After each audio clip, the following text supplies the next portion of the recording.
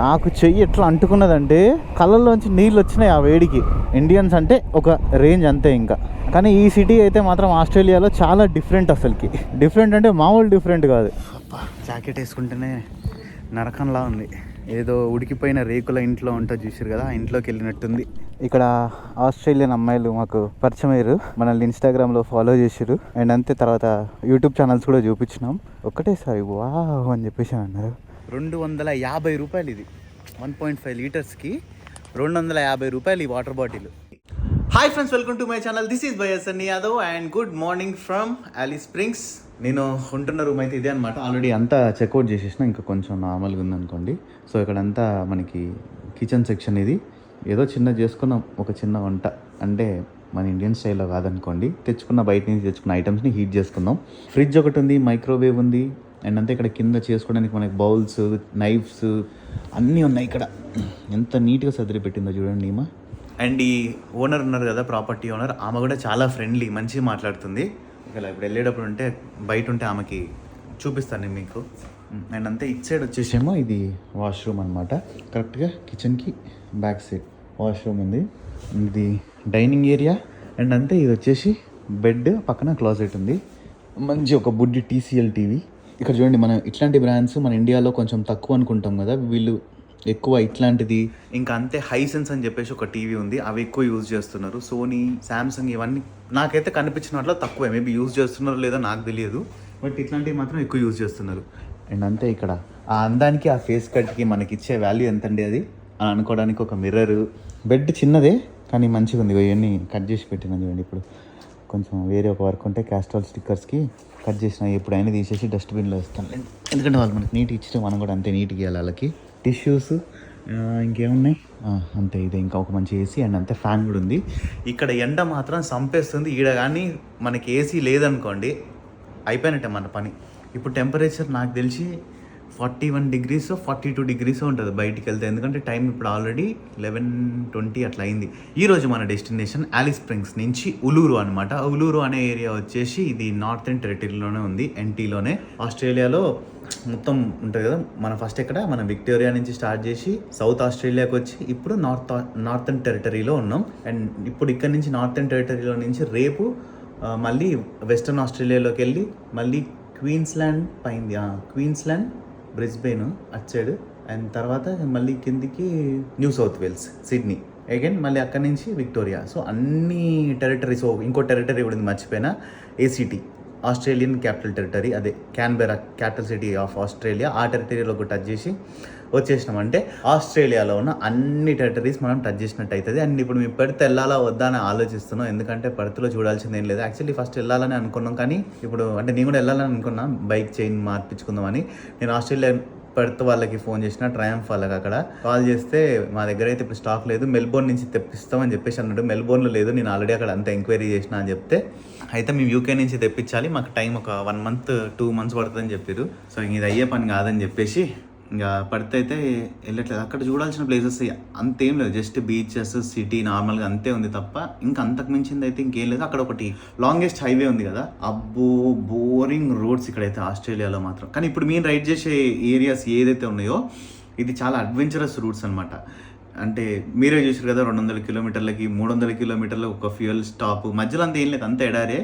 బండికి ఏమన్నా మనకేమన్నా ఎటువంటి దిక్కు దివానా ఏది ఉండదు. సో అట్లాంటి ఒక అడ్వెంచరస్ రూట్లో అయితే రైడ్ చేయబోతున్నాం. అంటే రైడ్ చేసినాం, ఇంకా చేయబోతున్నాం కూడా కొన్ని. అంటే మా మెయిన్ టార్గెట్ ఏంటంటే central part of Australia and అంతే సిడ్నీ, మెల్బోర్న్ ఈ ఏరియాలు, ఇట్లా డార్విన్ దగ్గర నుంచి ఇటు సైడ్ రైట్ సైడ్కి ఎక్కడైతే రూట్ అడ్వెంచరస్ ఉంటుందో అది అనుకున్నాం మేము. సో అంతా ఇంకా రెడీ అయిపోయినాం. ఇంకేం లేట్ చేయకుండా ఈరోజు మన రైడ్ని స్టార్ట్ చేసేద్దాం. ఈ మా ఓనర్ లేదు, బయటికి వెళ్ళిపోయింది ఎటో.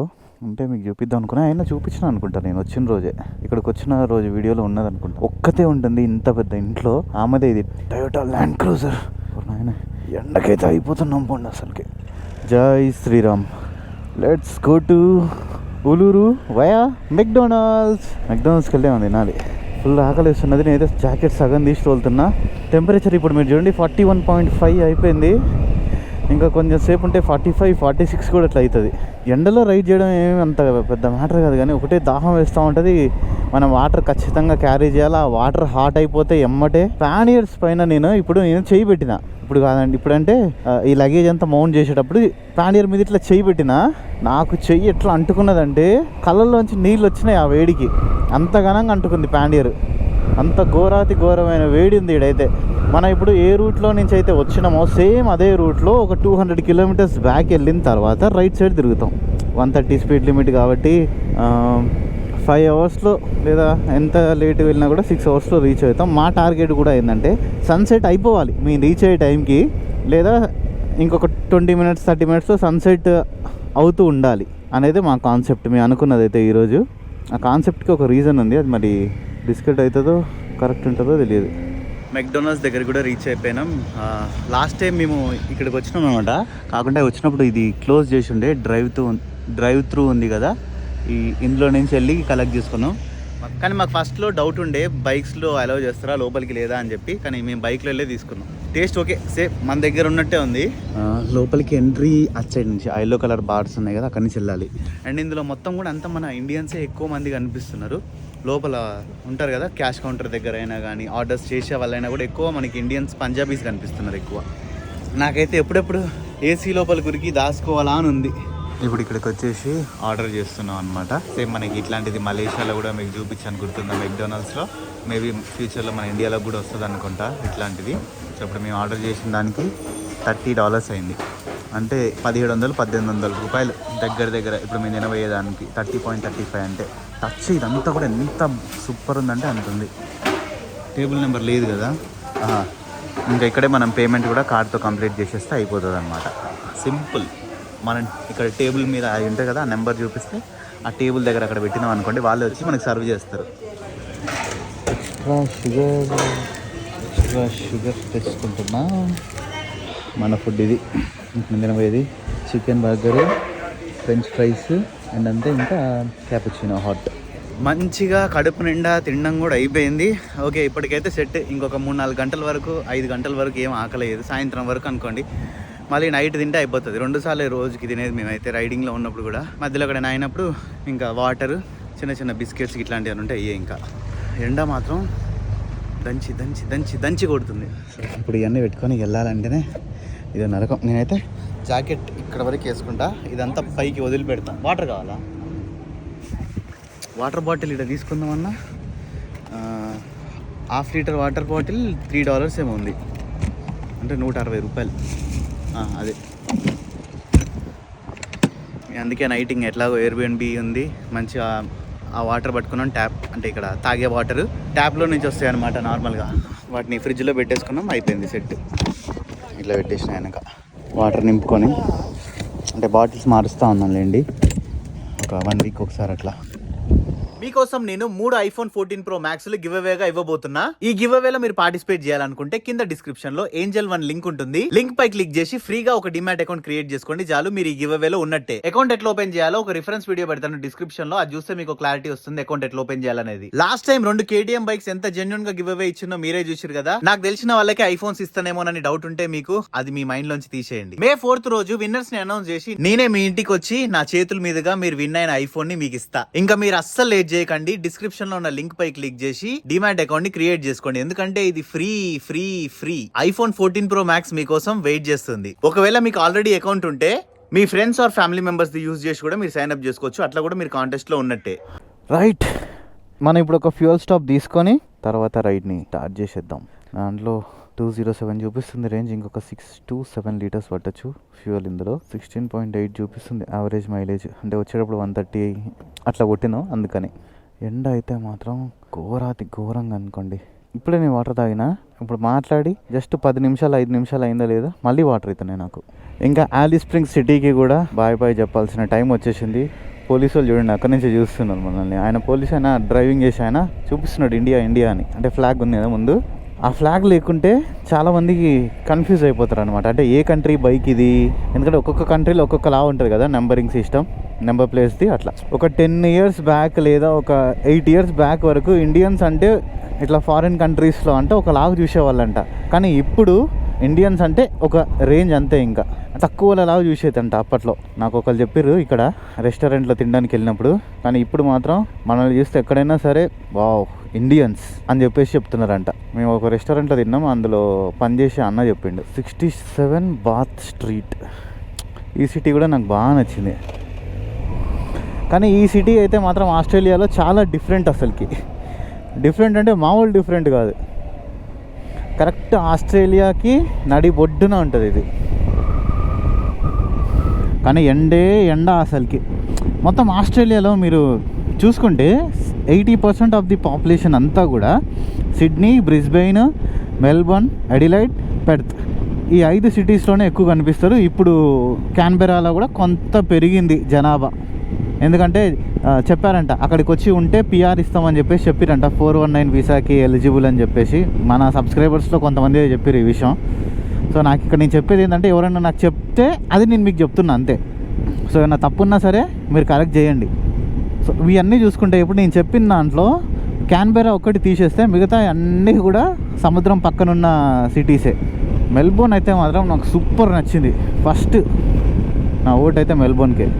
సిడ్నీ కూడా బాగుంటుందని చెప్పారు, కాకుంటే సిడ్నీ అంత కంజెస్టెడ్గా ఉంటుంది, ట్రాఫిక్ ఎక్కువ ఉంటుంది, ఇరికి ఎక్కువ ఉంటుంది అని చెప్పారు. ఇంకా నేను వెళ్ళలే కాబట్టి నేను దాని గురించి నేనేం మాట్లాడకూడదు. నేను వెళ్ళి ఫేస్ చేసిన తర్వాత చెప్తే బాగుంటుంది దాని గురించి ఎట్టుంది అనేది. 80 కిలోమీటర్స్ వెళ్ళిన తర్వాత మనకు ఒక ఫ్యూయల్ స్టాప్ ఉంది. ఇక్కడే కొట్టించుకుందాం అనుకున్నాం కానీ 80 కిలోమీటర్స్ 2 బండ్లు వెళ్తాయి. ఇంకా అక్కడ ఒక బ్రేక్ తీసుకున్నట్టు ఉంటుంది అంతే, ఫ్యూయల్ కోసం కూడా ఆగినట్టు ఉంటుంది అని చెప్పేసి అనుకున్నాం. సేమ్ ఇదే రూట్లో మనం వచ్చినాం, అంటే పక్కల లేన్లో నుంచి ఎంటర్ అయినాం ఆలిస్ స్ప్రింగ్స్కి. ఇప్పుడు ఈ పక్క లేన్లో నుంచి మనం ఎగ్జిట్ అవుతున్నాం. అంతా మొత్తం ఖాళీ ఎడారి. నేనైతే 135కి క్రూజ్ కంట్రోల్ పెట్టేసిన. ఇవ్వండి 128 పోతుంది స్పీడ్, 129, 128, 130 లోపల ఉండాలి. ఇక్కడ చూపిస్తుంది కదా మనకి, ఇది కరెక్ట్ చూపిస్తుంది అనమాట. గార్మిన్లో బైక్లో చూపించేది ఏ బైక్ అయినా సరే తప్పు. ఒక 4, 5, 6 అట్లా ఎక్కువ వెళ్ళొచ్చు. ఇక్కడ చూపిస్తుంది ఇది కరెక్ట్. మన ఫస్ట్ ఫ్యూయల్ స్టాప్ ఈ రోజుకి స్టూవర్ట్స్వెల్, ఈ ఊరి పేరు అది. 95 బంక్ నెంబర్ 3. లోపలికి వెళ్ళి ఈ నెంబర్ చెప్తే మనకి బిల్ చేసి ఇస్తారు. మనం ఇచ్చే ఇంటీరియర్ పార్ట్స్కి వస్తూ ఉంటే ఫ్యూయల్ రేట్ చాలా ఎక్స్పెన్సివ్ అయిపోతుంది. ఎంత $36, 14.42 లీటర్స్ పట్టింది. ఇంకా మనం ఏమైనా కొనుక్కోవాలనుకుంటే ఇట్లాంటి పెట్రోల్ పంపులలోనే దొరుకుతాయి మనకి. Cool drinks, chocolates, ice creams, biscuits ఉన్నాయి. ఇంకా నూడిల్స్ ఇష్టమైన వాళ్ళకైతే మాత్రం మీరు ఆస్ట్రేలియాలో ఈజీగా బతికిపోవచ్చు. ఎక్కడ పడితే అక్కడ ఈ ఇన్స్టాంట్ నూడిల్స్ అయితే దొరుకుతాయి. నాకు అస్సలు నేను తినను. ఇక్కడ చూడండి చికెన్ నూడిల్స్ ఉంది కదా ఇది, అండ్ ఇది బీఫ్ నూడిల్స్. పాలు కూడా ఉన్నాయి, ప్రతి ఒక్కటి ప్రింగిల్స్, ఎగ్స్. ఇక్కడికి రాగానే ఏంది సుఖం, ఈ సుఖమే నీ కోరుకున్నా. ఆరెంజ్ జ్యూస్ ఉన్నాయి, కాకపోతే నేను తాగొద్దు. న్యాచురల్ జ్యూస్ అయితే తాగొచ్చు, కానీ ఇట్లాంటి డబ్బాలు అస్సలు తాగొద్దు. ఏటీఎం కూడా ఉంది ఇక్కడ. క్యాష్ నేను ట్రై చేస్తా, క్యాష్ వచ్చినాయంటే నేను తీసేసుకుంటా. ట్రై చేద్దాం, నా దగ్గర ఉంది. ఈ ఏటీఎంలో డబ్బులు తీద్దామని అనుకున్నా, కానీ ఏంటంటే $10 ఛార్జ్, ఎక్స్ట్రా ఛార్జ్ చేస్తున్నారంట. $550, $300 తీసినందుకంట. చాలా ఎక్కువ అనిపించింది నాకు ఏటీఎంలో. అందుకని చెప్పేసి నేనైతే క్యాన్సిల్ చేసేసిన ట్రాన్సాక్షన్. వేస్ట్ ఎందుకు, ఉత్తి పుణ్యానికి 550. నా దగ్గర ఆల్రెడీ కొన్ని డాలర్స్ ఉన్నాయి, ఒక 300 ఎంతో. సేఫ్ సైడ్కి ఉంటాయి కదా అని చెప్పేసి నేను తీద్దాం అనుకున్నా, కానీ వేస్ట్ వద్దు. Okay brother, thank you. నేను ఆయన అడిగిన ఉలూరు వెళ్ళే దారి మధ్యలో ఇంకేమైనా ఫ్యూయల్ స్టేషన్స్ ఉన్నాయా అని చెప్పేసి. ఫ్యూయల్ స్టేషన్స్ ఉన్నాయని చెప్పిండు. సో ఇంకొక 100 కిలోమీటర్స్ తర్వాత ఒకటి ఉంది, ఇంకోటి అక్కడి నుంచి మనం రైట్ టర్న్ తీసుకోవాలన్నమాట. సో మళ్ళీ 100 కిలోమీటర్స్ సేమ్ వచ్చిన దారిలోనే, అందుకని చెప్పేసి నేను బ్లాక్ చేయట్లేదు. దాని తర్వాత మళ్ళీ రైట్ తీసుకున్న తర్వాత మళ్ళీ ఒక 150 కిలోమీటర్స్ వెళ్ళిన తర్వాత ఇంకొక ఫ్యూయల్ స్టాప్ ఉందంట. ఇప్పటికైతే చాలా అండి మనకి 250 కిలోమీటర్స్ ఈజీగా వెళ్ళిపోతుందని అనుకుంటున్నా. ఎందుకైనా మంచిది. చూస్తా ఎక్కడ మూమెంట్ని బట్టి ఎక్కడైతే అక్కడ. ఇక్కడ పోస్ట్ కూడా ఉంది చూడండి, పోస్ట్ ఆఫీసు. లెటర్లు ఏమన్నా కానీ పార్సల్ ఏమన్నా వేయాలన్నా ఆస్ట్రేలియా పోస్ట్ నుంచి ఈ డబ్బాలు వేయచ్చు. భలే ఉంది కదా బుడ్డిగా. అసలు ఫేస్ అంతా చూడండి ఎట్లా అయిపోయిందో, అంతా ఎంత ఈ రకంగా చెమట వస్తున్నది. నేను ఫేస్ వాష్ చేద్దాం అనుకున్నా కానీ సన్ స్క్రీన్ లోషన్ పెట్టినా కదా, మళ్ళీ ఇప్పుడు కడిగిన అనుకోండి మళ్ళీ అది రాయాల్సి వస్తుంది. అది రాసిన తర్వాత హెల్మెట్ పెడితే కొంచెం ఎటనో ఉంటుంది. అండ్ అంతే, చాలామంది నేను ఏంజల్ 1లో ఐఫోన్స్ గివ్ అవే ఇస్తా అని చెప్పాను కదా, దానికి నువ్వు ఇవ్వలే అన్నా మీ ఫ్రెండ్స్కో మీకు తెలిసిన వాళ్ళకో ఎవరికో నువ్వు ఇచ్చుకుంటావు అని చెప్పేసి కొంతమంది కామెంట్ చేస్తున్నారు. నేను వీడియోలో ఆల్రెడీ క్లియర్గా చెప్పిన, నేనే మీ ఇంటికి వచ్చి ఐఫోన్ని మీ చేతులతోని అన్బాక్స్ చేసి మొత్తం క్లియర్గా చూపిస్తా. అందులో ఇంకా మోసం చేద్దానికి ఏముంటుంది చెప్పండి. 3 విన్నర్స్ ఇంటికి నేనే వెళ్తా అని చెప్పిన. మీకైతే జెన్యున్గా తెలుస్తుంది కదా నేను వెళ్ళే ప్లేస్కి వాళ్ళు నాకు తెలుసా లేదా అనేది. వాళ్ళ చుట్టుపక్కల మన సబ్స్క్రైబర్స్ ఉంటారు. నేను వెళ్ళిపోయిన తర్వాత అయినా కూడా ఒక 1 వీక్ తర్వాత 10 డేస్ తర్వాత వాళ్ళని అడుగుతారు కదా, అంటే నిజంగానే ఇచ్చిందా నీకు ఫోను, ఎట్లా నీకు తెలుసా లేదా అని చెప్పేసి. సో మీరు ఎట్లాంటి డౌట్స్ ఏం పెట్టుకోకండి. ఎంత జెన్యున్గా గివ్ అవే ఇచ్చినామో ప్రతిసారి ఈసారి కూడా అంతే జెన్యున్గా ఇస్తా. అండ్ ఎంట్రీస్ కూడా ఇప్పటి వరకు అయితే మాత్రం జస్ట్ 65 ఎంట్రీస్ మాత్రమే వచ్చినాయి. 65 ఎంట్రీస్లో నుంచే మనకు 3 విన్నర్స్ని పిక్ చేస్తాం అనమాట. సో మీరు కూడా ఇంకా లేట్ చేయకండి. మనం కాంటెస్ట్ స్టార్ట్ చేసి ఇప్పటికి 15 రోజులు అయింది. ఇంకా 65 మంది మాత్రమే సైన్ అప్ అయ్యారు. చాలా రోజులు అయింది, 15 డేసా అంతే, దగ్గర అనుకోండి. 15 కాలే 10 డేస్ అయినట్టుంది. సో మీరు కూడా ఇంకా లేట్ చేయకుండా తొందరగా సైన్ అప్ అయిపోండి. లింక్ వచ్చేసి కింద డిస్క్రిప్షన్లో ఉంది. మనం పెట్రోల్ కొట్టుకున్న దగ్గర నుంచి 100 కిలోమీటర్స్ దగ్గర దాకా వచ్చినాం. ఇక్కడ నుంచి రైట్ టర్న్ తీసుకోవాలి. మొన్నటి వరకు మనం వచ్చింది ఇదే సేమ్ రూట్.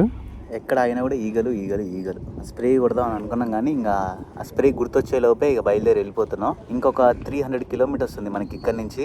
మేబీ ఒక నాన్ స్టాప్ వెళ్ళిపోతే 3 అవర్స్లో కరెక్ట్గా వెళ్ళిపోతాం. ఎందుకంటే 130 కదా స్పీడ్ లిమిట్. 2.5 అవర్స్లో కూడా ఈజీగా వెళ్ళిపోవచ్చు ఎక్కడ ఆగకుండా వెళ్తే. కానీ ఫ్యూయల్ కోసం అయితే ఖచ్చితంగా ఆగాల్సి వస్తుంది. 130 కొడుతున్నప్పుడు మైలేజ్ రావట్లేదు, మైలేజ్ అంతా పోతున్నది. ఇక్కడ జస్ట్ ఒక 10 to 15 మినిట్స్ వాటర్ బ్రేక్ తీసుకున్నాం. మీరు ఆస్ట్రేలియా వస్తే మాత్రం ఇచ్చే ట్రావెల్ చేస్తే ఖచ్చితంగా ఈ ఈగల స్ప్రే ఉంటుంది కదా, అది కొనుక్కోండి. మీకు ఎక్కడ ఏ పెట్రోల్ పంప్లో పోయినా దొరుకుతుంది. లేదంటే మాత్రం అయిపోతారు. ఇక్కడ ఈగలు ఏంటంటే కొరుకుతున్నాయి. నేను నా జాంకాయ అనుకుంటున్నా, నా యాపిల్కాయ అనుకుంటున్నా, కానీ ఈ ఈగలు కొరుకుతున్నాయి. అబ్బా, జాకెట్ వేసుకుంటేనే నరకంలా ఉంది. ఏదో ఉడికిపోయిన రేకుల ఇంట్లో ఉంటుంది చూసారు కదా, ఆ ఇంట్లోకి వెళ్ళినట్టుంది. ఘోరంగా ఎండ కొడుతున్నది అసలుకి. We have a YouTube channel. Yeah, you can search BSY and Cherry Vlogs. BSY, B for ball. Yeah, you can search YouTube. Oh, that's an Instagram. No, that's wait. I'll show you. This one. This is mine. And I guess your YouTube is on there as well. And my friends is this one. Nice one. Yeah. Thank you. Good effort. Look at all of your flags. All countries you've been. Yeah. Doing well. What Thank number is Australia in the list of countries you've been to? Yeah, mine is 10th is 31. 31. Yeah. Whoa! That's pretty impressive. I'm impressed that you're coming through Central Australia in summer. Yeah. It's Same like pretty extreme of you. yeah. Extremely hot. Yeah. Well, enjoy. Bye. Thank you.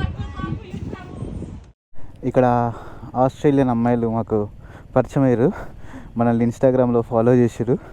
And అంతే, తర్వాత YouTube channels కూడా చూపించినాం. ఒక్కటేసారి wow అని చెప్పేసి అన్నారు. గుర్తుండాలని చెప్పేసి నేనే వాళ్ళతో ఒక ఫోటో దిగినా. Okay, bye. ఓహో, ఈ రోడ్లో 80 ఉంది స్పీడ్ లిమిట్. రోడ్ రిస్ట్రిక్షన్స్ అంట.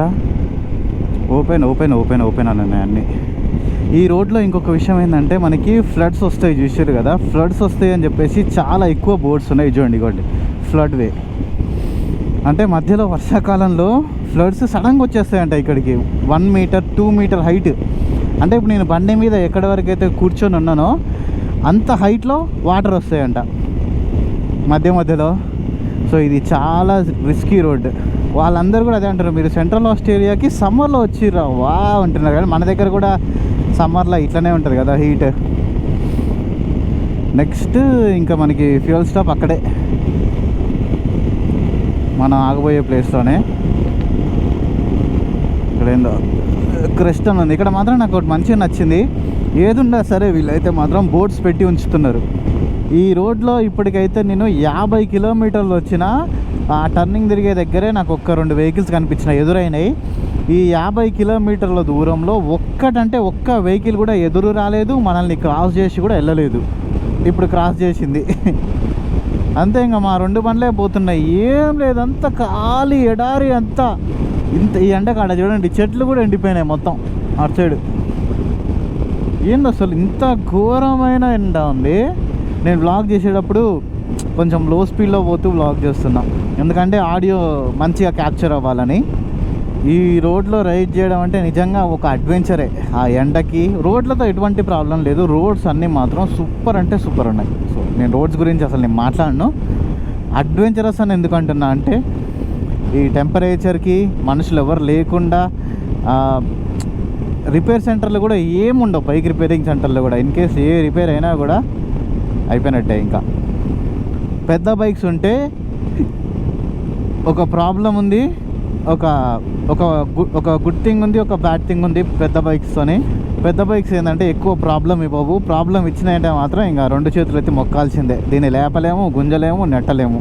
ఇంకొక వెహికల్ ఇప్పుడు ఎదురైంది మళ్ళీ 50 కిలోమీటర్స్ తర్వాత ఫస్ట్ కనిపించిన వెహికల్ మీకు చూపిద్దామన్నా మధ్యలో ఊర్లు కానీ పెట్రోల్ పంపులు కానీ అసలు ఏమీ రావట్లేదు. గత 100 కిలోమీటర్ల నుంచి మొత్తం అంతా ఇప్పుడు చూసినగా మీరు ఎట్లుందో సేమ్ ఇదే లొకేషన్ అనమాట. అంటే నాకు ఎట్లుందంటే ఒక లూప్లో తిరుగుతున్నట్టుంది. ఇక్కడిక్కడే లూప్ లూప్ లూప్ లూప్ అన్నట్టు. అంటే ఈ లొకేషన్స్ అన్నీ చూస్తుంటే ఇక్కడ ఏదో చిన్న బుజ్జి కొండ వచ్చింది చూడండి. ఇంతే, ఇంకా మొత్తం అంతా ఇట్లనే ఫ్లాట్గా ఉన్నది. నెక్స్ట్ పెట్రోల్ పంప్ దగ్గర ఆగి ఒక వాటర్ బ్రేక్ అయితే ఖచ్చితంగా తీసుకోవాలి, ఎందుకంటే నా గొంతంతా ఏమో ఎండిపోయింది మొత్తం నీళ్ళు లేక. ఇంకొక break, water break. So last 2.5 అవర్స్లో మనం 192 కిలోమీటర్స్ కవర్ చేసినాం, 166 స్పీడ్. అంటే అప్రాక్సిమేట్లీ ఈ డిస్టెన్స్ని మనం విజయవాడ నుంచి ఎల్బీ నగర్ వరకు 2.5 అవర్స్లో వెళ్ళినామని అనుకోవచ్చు. అంతేనా? అంతే అనుకుంటా. సో ఇఫ్ ఇన్ కేస్ నేను తప్పు చెప్తే మీరు కామెంట్ చేయండి. సూర్యాపేట వరకు 140, సూర్యాపేట నుంచి విజయవాడ 160. సో 300 కిలోమీటర్స్ అంటే అంతే, దగ్గర అంతే. ఎల్బీ నగర్ కాదు, ఇంకా దిల్సుఖ్ నగర్ ఆ ఏరియా నుంచి. మళ్ళీ ఆపిన్నో లేదో ఈగలు స్టార్ట్ అయినాయి. ఈగలు కొట్టకుండా ఏం చేస్తున్నా చూడండి. ఇప్పుడు నా మీదకి ఈగలు వస్తున్నాయి కదా, ఇప్పుడు నేను ఒక మంత్రం వేస్తా, నా మీదకి ఈగలు కాదు కదా, ఈగలు వాళ్ళ మమ్మీ కూడా రాదు. ఎక్కడుందబ్బా ఇది? ఏయ్ ఎక్కడ పోయినావు? స్ప్రే అమ్మయ్య ఉందిలేండి, భయపడ్డా. ఇంత బిల్డప్ ఇచ్చి స్ప్రే రూమ్లో మర్చిపోయినా అని. మనం ఇది కొట్టేటప్పుడు ముక్కులో గాలి పీల్చకూడదు.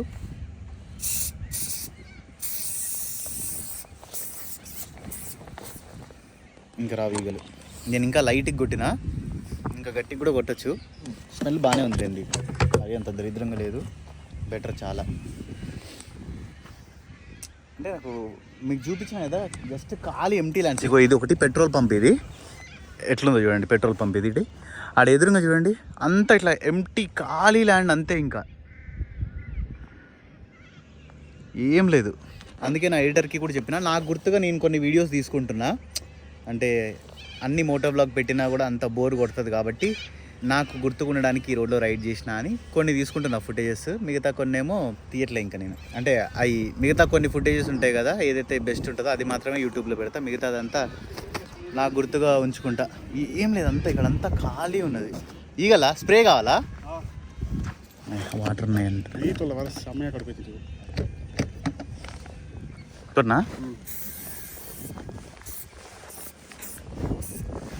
ఓకే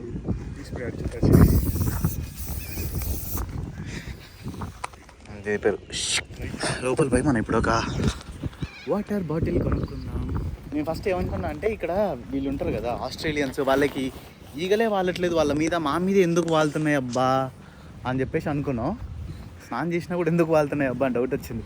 వాళ్ళందరూ ప్రతి ఒక్కళ్ళు ఈగలది స్ప్రే ఉంటుంది కదా, ఇప్పుడు మనం అది క్యారీ చేస్తున్నారు, ఆగినప్పుడల్లా కొట్టుకుంటున్నారు. అందుకని చెప్పేసి వాళ్ళకి ఈగలు వాలట్లే అనమాట. ఇది షాప్ చూడండి, ఇది ఎంత బుడ్డిగా ఉందో. లోపల మనం వెళ్ళి వాటర్ తీసుకుందాం. ఇదేందయ్యా వెరైటీగా ఉన్నది, స్పార్క్లింగ్ వాటర్ 4.60 అంట, 1.5 లీటర్స్ 4.80. ఇదైతే చూడండి 600 mlకి 200 రూపాయలు దగ్గర అంతే, 180-190 రూపీస్ ఈ వాటర్. జస్ట్ దీనికి నేను ఇదే తీసుకుంటా. 4.60 ఉంది కదా, డన్. ఇదే బెటర్, చల్లగా కూడా ఉంటుంది కొద్దిసేపటి వరకు. ఇది